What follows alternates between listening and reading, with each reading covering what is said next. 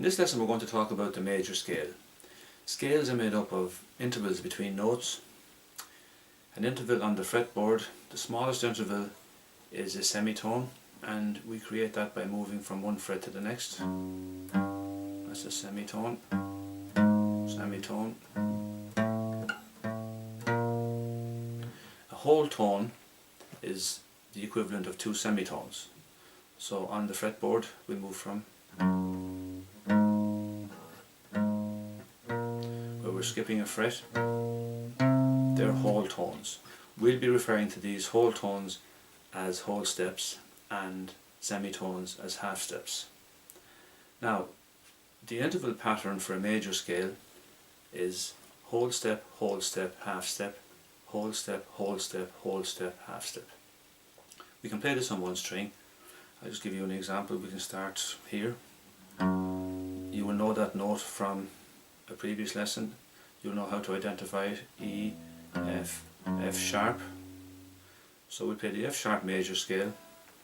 So the pattern again: whole step, half step, whole step, half step.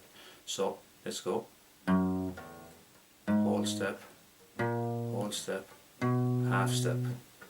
whole step, half step. Let's look at that again. Whole step, half step. Whole step, half step. You'll recognize that as the old do, re, mi, fa, sol, la, ti, do. Now we're going to look at playing that scale in one position without having to move our hands up the neck of the guitar. So we're going to play it on a combination of strings.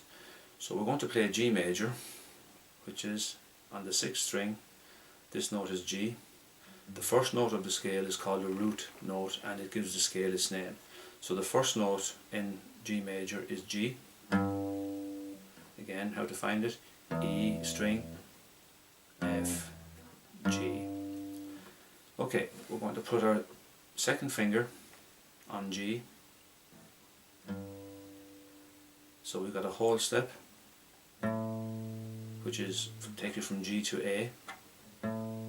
Now instead of moving up the fretboard, we're going to go onto the 5th string. So the third note will be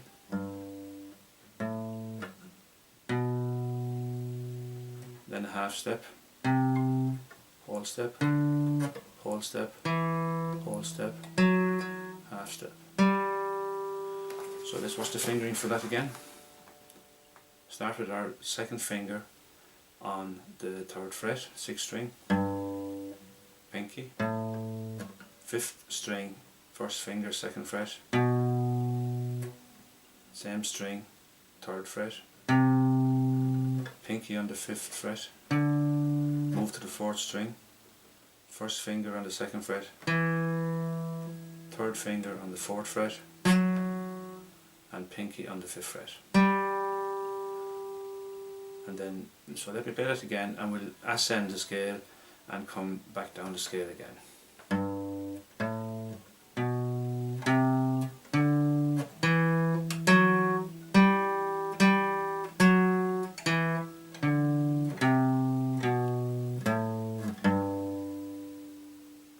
And try to use up-down picks with your picking hand when you're playing that scale.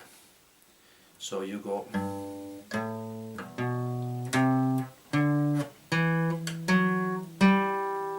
And that note, we're back to G again. It's an octave higher.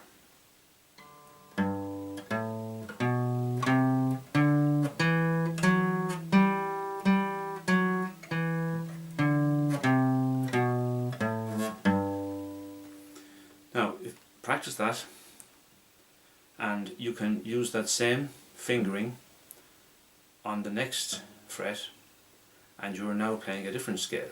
You're playing G sharp major.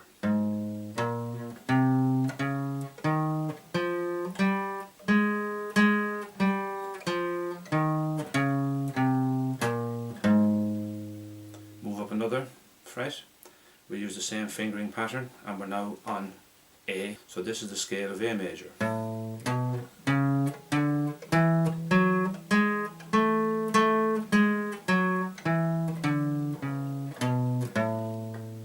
and so on. If you move up to the next note, that's A sharp, so you, same fingering pattern, you'll be playing the C sharp or the A sharp major scale, and so on.